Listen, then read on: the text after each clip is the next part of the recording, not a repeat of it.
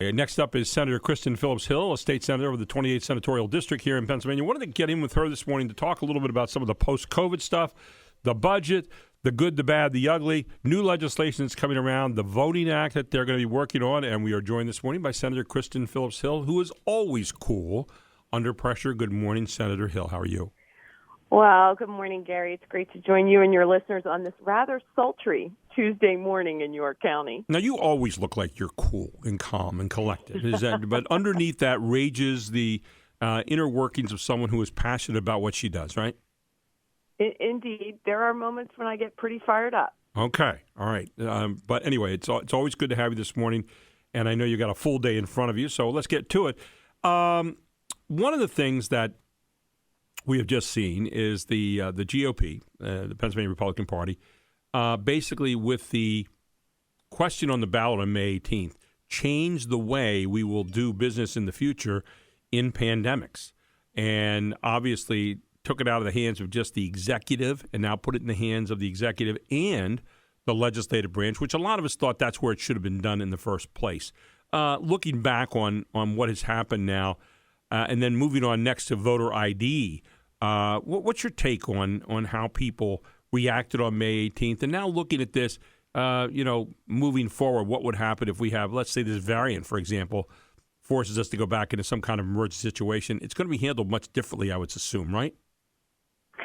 Well, I think what was loud and clear was that the people of Pennsylvania expect collaboration between the branches of government, that they do not want one individual in charge of everything that is occurring, recognizing that in an emergency situation, okay, we need someone to take charge. But when that emergency drags on for a year and a half, it's time for collaboration, particularly with the legislature, which, they are the duly elected representatives of the people of this Commonwealth. And they are tired of the arbitrary goals, the chaos, the confusion, and so they are looking for collaboration. Yesterday, another one of the governor's arbitrary goals was met, lifted the mask mandate that was imposed by the Secretary of Health. We were told if the second dose of COVID-19 vaccines hit 70%, or if we got to June 28th, the universal masking order would be eliminated. And what I think you're seeing here in York County is pent-up demand for people to get out and return to normal. And I mean normal, not a new normal, right, but normal. And people are getting out. They are enjoying all that York County has to offer. The rail trail is packed, our local parks, our small businesses, our restaurants. But I think we still have a few issues that remain of great concern to me and a lot of our local employers. And, I think unemployment benefits are still incredibly lucrative. I know you and your wife love to patronize local restaurants just like Rick and I do. Right. But they have limited hours.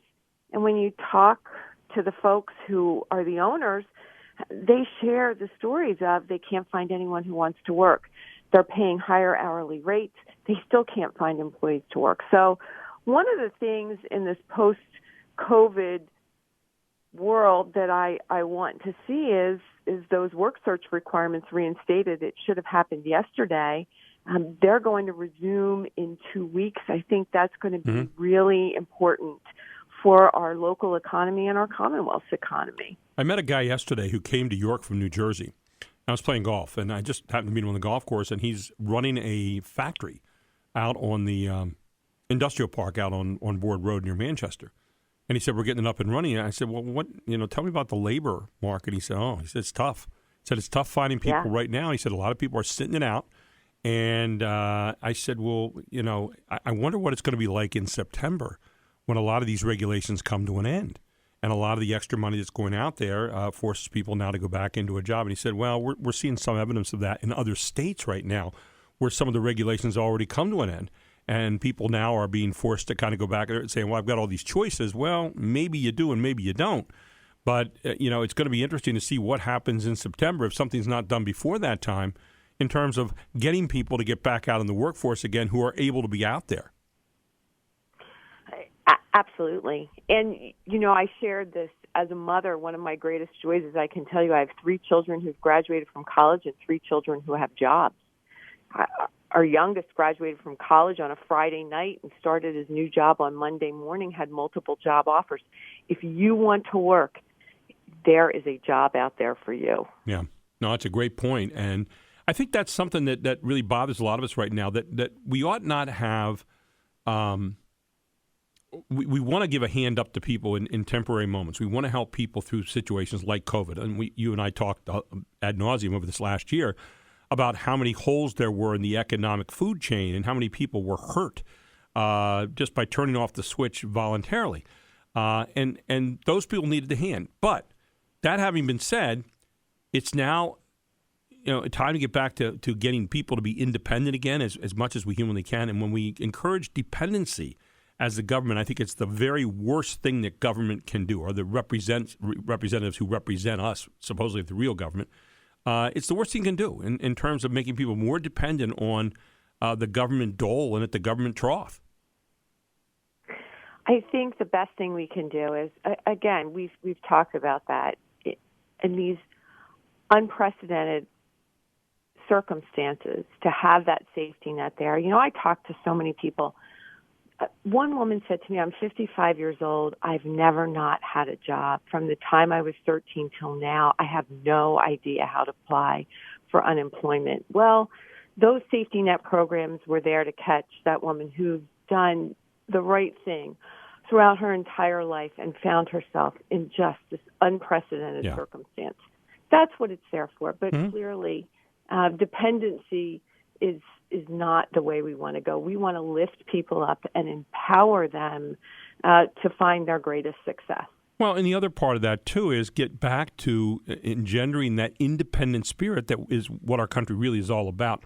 Hey, I saw one other thing, and before we jump from this segment, but I want to come back with you in the next segment and talk a little bit about the budget. I was reading in Mediaite this morning, the pandemic is over, says 57% of Republicans and 4% of Democrats. You were talking about getting back to normal. Why is there the big difference? Why is it that 4% of Democrats are, and I'm not trying to down Democrats on this or Republicans, I'm just saying it's really fascinating to me in this one poll. The pandemic is over, says 57% of Republicans and only 4% of Democrats. Where is the disconnect there? What's going on? That's a great question, and I've tried to understand that. I grew up in a family where there was a mixed marriage in our family. My one grandmother was a Republican. My grandfather was a Democrat. And they had very heated and passionate discussions at the dinner table. And I just think that it's just a very different perspective on life, almost to the point where I think our brains might just be wired differently. And that's the only thing that I can attribute it to.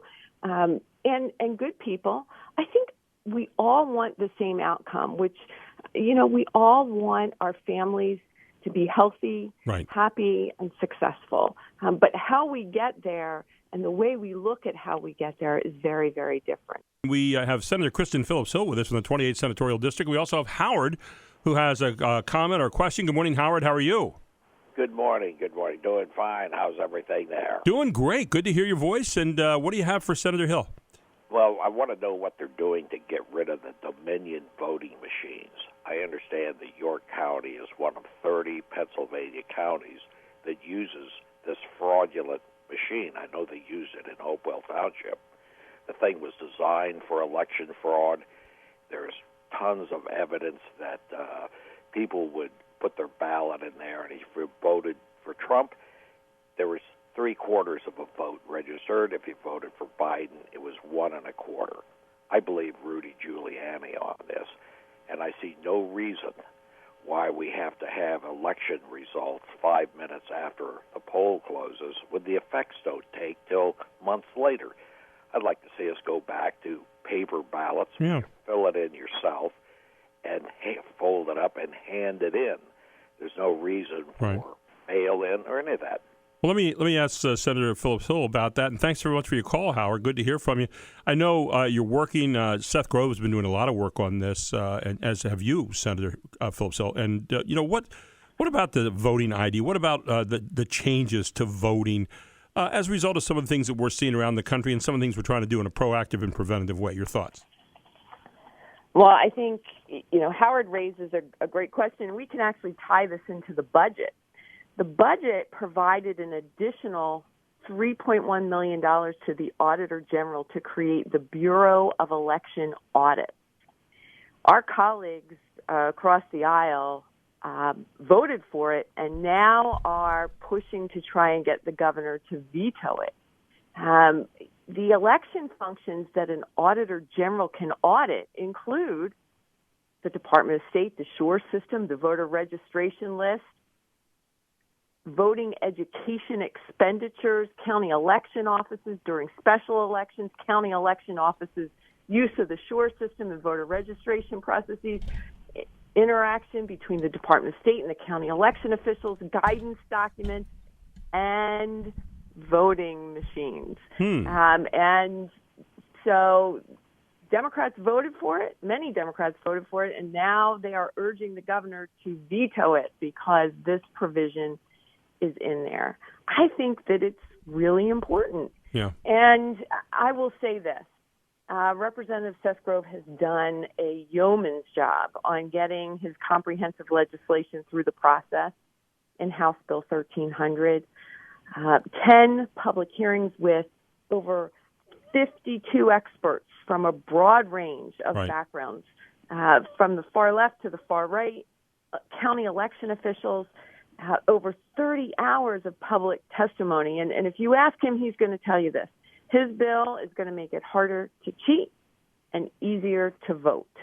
And I think that's important. It implements very positive reforms that public polling has shown has very broad support on both sides of the aisle. Changing deadlines, codifying things like drop boxes that are not even allowed in law but would now be addressed. Looking at how we verify signatures for people who vote absentee, and other really common sense reforms. But what's interesting is how fast the governor said he's willing to veto the bill without even looking at it. So should he follow through with that threat, I think the legislature is poised to address that major issue that you touched on and that I hear about a lot, and that's voter ID requirements. The Senate advanced a proposed constitutional amendment to require voter identification every time someone votes. Yeah, not just the first Franklin time. and Marshall poll that I'm sure you have read found 74% of voters support photo identification in order to vote. And remember, this is the same polling outfit that showed Hillary Clinton had a commanding lead over Donald Trump in the waning days of the 2016 election. So it's not a Republican-leaning group by any stretch. And I think we all get it. You need a photo ID to drive a car, to pick up prescriptions, to buy alcohol. Even Delaware, the adopted state of President Biden, yes, they require voter identification to vote every time you vote. So I've always supported the effort. The governor has always been a blockade against this reform. A constitutional amendment, if the legislature follows through, will allow every voter to decide. And I listened to the debate in the Senate on this bill, and I sat there and I could not believe the argument that I heard from the other side of the aisle. What is there to be fearful of if every single voter in the Commonwealth can weigh in on this matter and amend their Constitution? And I think we have to be really clear. It is their Constitution. It's not my Constitution. It doesn't belong to the legislature. It's not the governor's. It's not even the court. It belongs to the people. It is the people's Constitution. And this amendment will give the people the opportunity to say, we really like this idea. Or, if my colleagues on the other side of the aisle are correct and the polling is all wrong, the people will soundly reject it at the ballot box. And I don't see a downside in letting the very people who are passionate on both sides weigh in on a proposed change to their Constitution. And I think that's the beauty of the constitutional. And those amendment people process. are known as the government. Yeah, and that's the interesting part about it. Senator Phillips-Hill, always good to have you on the show. Thank you for taking the time to discuss a lot of this with us this morning. We appreciate it. Absolutely.